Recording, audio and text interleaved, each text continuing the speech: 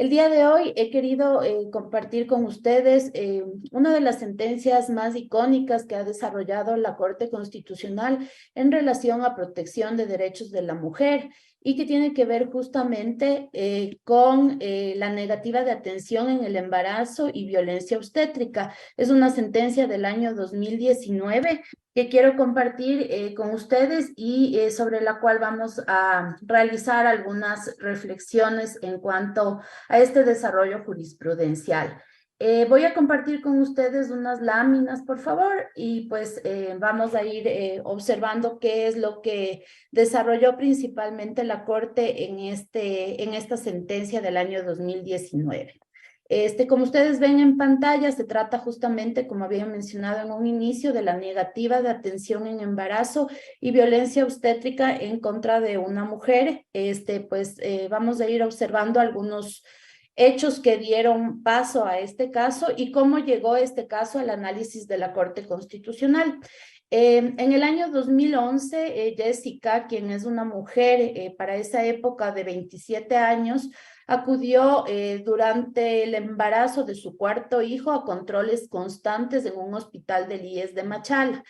El 21 de mayo de 2011, ingresó con dolores de parto al mismo hospital. Luego, en la madrugada del día 22 de mayo de 2011, aproximadamente a la 1 de la mañana, se produjo el parto y de acuerdo a lo alegado por Jessica, por la accionante de esta acción de protección que revisó la Corte Constitucional, esta atención médica el parto de su cuarto hijo se produjo sin asistencia médica.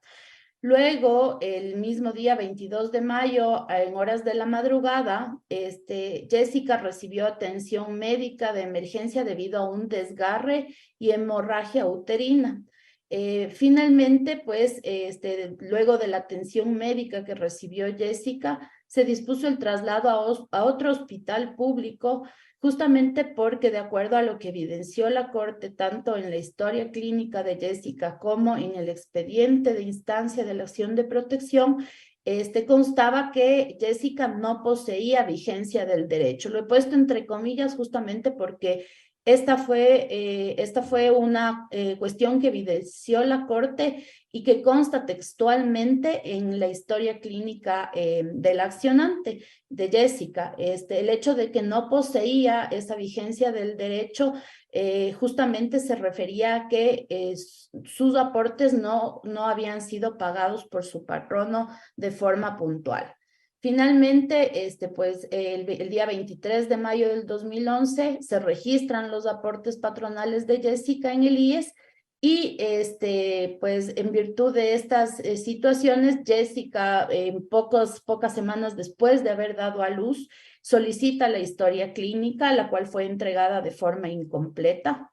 Y por estas razones, pues al haber considerado como vulnerados los derechos a la salud, a la seguridad social, a la atención prioritaria de mujeres embarazadas, Jessica presentó en el mes de septiembre del 2011 una acción de protección, la cual fue concedida en primera instancia. Luego fue ratificada parcialmente en segunda instancia y luego llegó a conocimiento de la Corte Constitucional, justamente por las facultades de selección y de revisión establecidas en los artículos 436 de la Constitución y 23 y 25 de la Ley Orgánica de Garantías Jurisdiccionales, pues la Corte efectuó el control de constitucionalidad de estas decisiones que fueron adoptadas en primera y en segunda instancia en la acción de protección que propuso Jessica. Esos son algunos hechos para contextualizar el caso que he querido comentarles del día de hoy. Luego, en cuanto a la sentencia en concreto, lo que hizo la Corte es verificar algunos datos relevantes, ¿no? Algunos datos que tienen relación justamente con el caso en concreto de una mujer que acudió a un hospital público, a un hospital que forma parte de la red de salud pública, en una condición de emergencia justamente por el alumbramiento de su cuarto hijo. Los datos relevantes que tomó en cuenta en este caso la Corte tienen que ver justamente con el número de mujeres embarazadas que fallecieron en el año 2011. Esta es una cifra tomada de un informe de la Organización Panamericana de la Salud, en el cual se demuestra que en el año 2011, justamente en el año en el cual Jessica recibió o dio a luz a su cuarto hijo, pues fallecieron 241 mujeres embarazadas. Las causas de muerte principalmente se encontraban relacionadas con la enfermedad hipertensiva en un 20.78%, hemorragia obstétrica con un 14.94%, cuando el embarazo termina por aborto en un 11.03% y causas no obstétricas que estuvieron relacionadas con un 22.07% de las mujeres que fallecieron por cuestiones de su embarazo o por cuestiones obstétricas. En el año 2017, justamente esta Organización Panamericana de la Salud nos muestra que el 47.6% de las defunciones fetales provienen de mujeres que se encuentran en un rango de 20 y 29 años de edad, justamente la edad que tenía Jessica al momento de dar a luz a su cuarto hijo. También la Corte identificó como factor relevante relacionado con este caso el número de gestaciones como un factor determinante relacionado con las muertes maternas y pues lo que se menciona en la sentencia, el dato que se recoge en esta sentencia es justamente que el 45.26% de mortalidad materna ocurrió en mujeres multigesta, es decir, que tenían entre 3 y 6 embarazos. Justamente es el caso de Jessica. Todas estas cuestiones fueron tomadas como datos relevantes o cuestiones previas para contextualizar el caso y para darle la relevancia de un caso que requería en su momento el desarrollo de jurisprudencia vinculante. Luego la Corte lo que hizo fue realizar un análisis de varios derechos que se encuentran relacionados en el caso que planteó Jessica a través de su acción de protección. El primer derecho que fue analizado en la sentencia tiene que ver con el derecho de las mujeres embarazadas, de las niñas, niños y adolescentes a recibir atención prioritaria. Con base en los artículos 35 y 43 de la Constitución, la Corte determinó que efectivamente en el caso concreto, el Hospital del IES que atendió a Jessica, al fundamentar que la afiliada no estaba al día con los aportes, no brindó atención preferente a la madre. Inclusive al momento de haber sido derivada a otro hospital, esta derivación o este traslado a otro hospital vulneró los artículos 43.3 de la Constitución, que tienen que ver con la protección prioritaria y cuidado de la salud integral y de la vida durante el embarazo, el parto y el posparto de una mujer, y también con la posibilidad de que el Estado garantice todas las facilidades necesarias para la recuperación de una mujer después de su embarazo y durante el periodo de lactancia. Esto fue observado por la Corte justamente, como decía en un inicio, con base en las disposiciones constitucionales previstas en los artículos 35 y 43 de la Constitución, que justamente garantizan esta protección prioritaria a las mujeres embarazadas. Evidentemente, en el caso en concreto, esto no ocurrió justamente por estas trabas burocráticas que se presentaron al momento de brindar la atención médica que requería Jessica al momento de su alumbramiento. Otro derecho que fue analizado a través de esta sentencia es del derecho a a la atención de salud. Y aquí lo que hizo la Corte fue justamente considerar 4 elementos importantes que tienen que ver con la atención de salud y que se encuentran desarrollados en varios instrumentos internacionales. El primero tiene que ver con la disponibilidad, es decir, la necesidad de que el Estado debe contar con suficientes establecimientos, bienes, servicios públicos de salud y centros de atención de salud para brindar la atención que requieran las mujeres en estado de gestación. En el caso concreto, la Corte evidenció que este elemento de disponibilidad fue vulnerado por la atención que se brindó en el Hospital del IES de Machala, justamente porque el personal médico que debía actuar al momento de atender a Jessica, no lo hizo con debida diligencia, ya que dio prioridad, como decía anteriormente, a otros temas burocráticos, principalmente al relacionado con la mora patronal. Luego, el segundo elemento que desarrolla la Corte es el de accesibilidad. Y de acuerdo a los instrumentos internacionales, lo que se ha establecido es que es necesario que los establecimientos, bienes y servicios de salud deben ser accesibles a todos sin discriminación alguna. Esto implica, entre otras dimensiones, que no se debe discriminar, que no deben existir trabas económicas, como en el caso en concreto, y que se debe brindar acceso a la información. Esta información inclusive está relacionada con la posibilidad de solicitar, recibir y difundir información e ideas acerca de las cuestiones relacionadas con la salud de los pacientes. En el caso concreto, una vez más, la Corte dice que el servicio hospitalario fue inaccesible justamente por un requisito innecesario de acuerdo a lo que prevé la propia Constitución y que ni siquiera fue incumplido, porque justamente como veíamos en los antecedentes del caso, la mora patronal ni siquiera se había ejecutado, sino que este reporte de los aportes de Jessica pues había sido regularizado un día después de su atención médica en el hospital del IES. En cuanto a la aceptabilidad,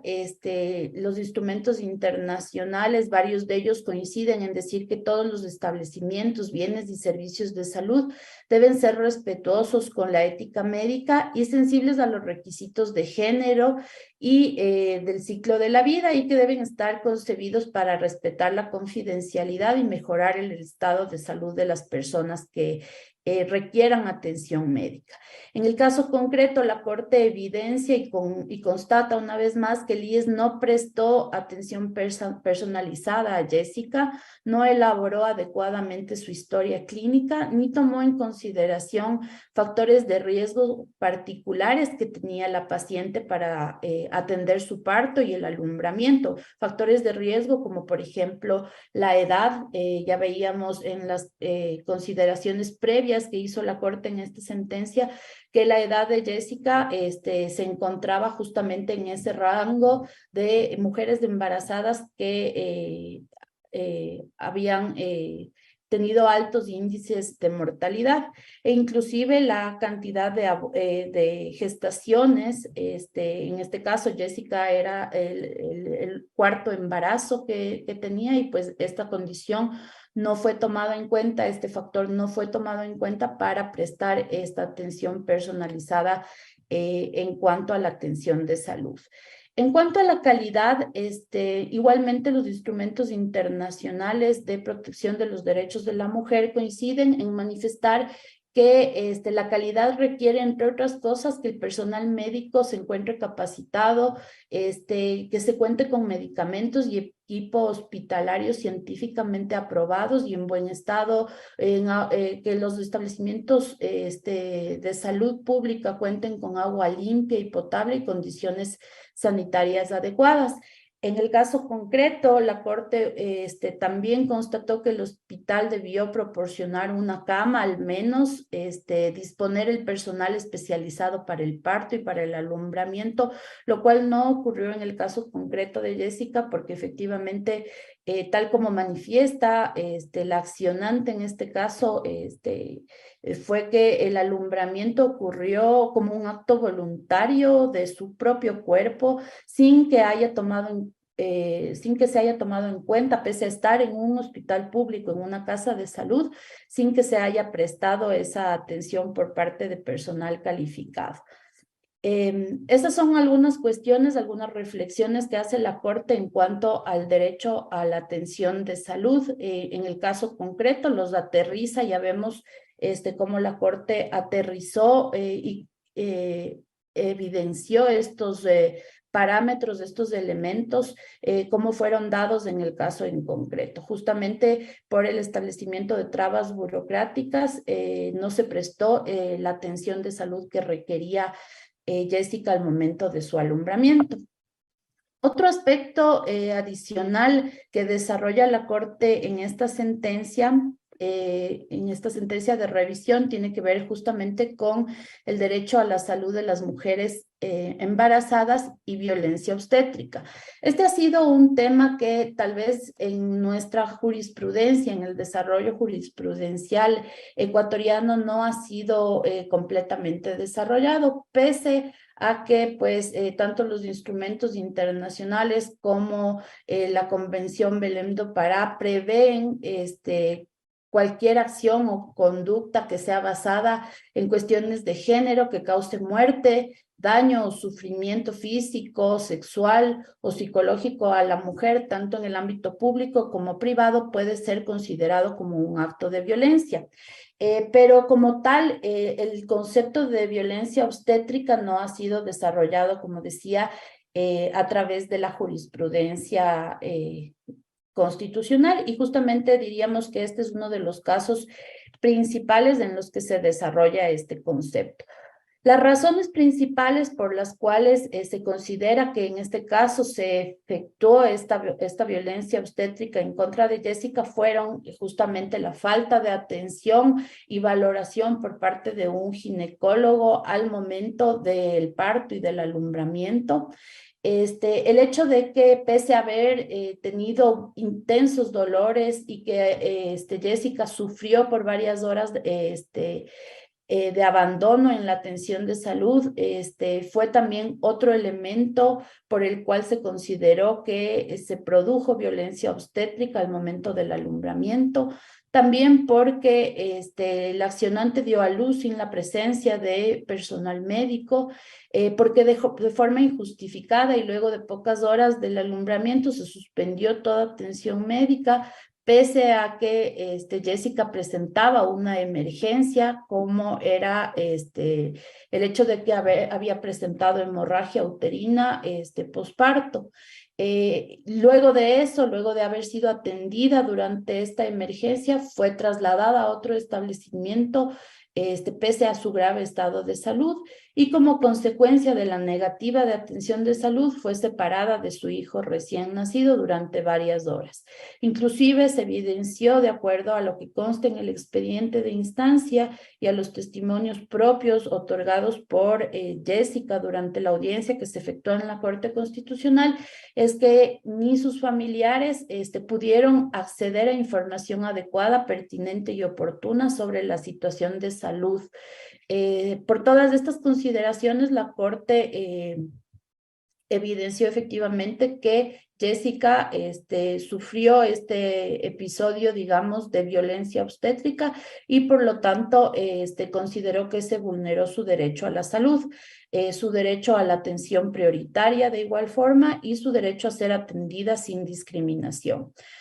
En virtud de estas consideraciones, pues la Corte hace un desarrollo reflexivo también en cuanto al derecho a la seguridad social, justamente al considerar que y al evidenciar que se vulneró el derecho a la salud y el derecho a la atención prioritaria de Jessica, la Corte finalmente pues analizó el derecho a la seguridad social, considerándolo como un derecho irrenunciable que se rige por principios de universalidad, suficiencia y eficiencia. Esto con base en los artículos 34 y 367 de la Constitución. Pero adicionalmente a ello, la Corte dijo que el derecho a la seguridad social incluye la protección durante el embarazo y la maternidad y que este derecho no debe ser sometido a restricciones arbitrarias. En el caso concreto, por ejemplo, la exigencia del pago de obligaciones patronales fue arbitraria justamente porque la Corte constató que esta exigencia a cuestiones burocráticas impidió el acceso a los servicios de salud y al goce de los derechos relacionados, por ejemplo, el derecho a la integridad física, el derecho a no ser discriminado por ninguna condición, mucho menos por condiciones de género. Luego la Corte estableció varias medidas de reparación integral. En la parte decisoria de esta sentencia, la Corte, además de declarar como vulnerados los derechos que fueron alegados por la accionante, estableció varias medidas de reparación integral que fueron ordenadas tanto al IES como al Ministerio de Salud Pública. En cuanto a las medidas que debía cumplir el IES, se ordenó una compensación económica por los gastos en los que incurrió Jessica al no ser atendida debidamente en un hospital del IES. También se ordenó el pago de $5,000 por concepto de daño material, disculpas públicas en un diario de amplia circulación nacional y el llamado de atención a los servidores públicos que debieron otorgarle el servicio de salud a Jessica al momento de su alumbramiento. Luego, en cuanto a la gestión que desarrolla el Ministerio de Salud Pública como órgano rector de la política de salud a nivel nacional, la Corte determinó también que era necesario que en coordinación con el IES y el Ministerio de Salud Pública se difunda la sentencia en las páginas web de estos dos organismos y a través de otros mecanismos de difusión. También se dispuso la elaboración de una guía integral de atención a mujeres embarazadas y de prevención de violencia obstétrica, así como un plan de revisión técnica a nivel nacional con el fin de verificar que los establecimientos de salud públicos y privados cuenten con las condiciones necesarias para atender a mujeres embarazadas antes, durante y después del parto en condiciones adecuadas y para afrontar cualquier circunstancia de emergencias obstétricas. Esas son algunas reflexiones que quería compartir en cuanto a esta sentencia, que como decía en un inicio, resulta bastante importante sobre todo por el concepto de violencia obstétrica que fue desarrollado y fue evidenciado a través del análisis que hizo la Corte Constitucional en este caso.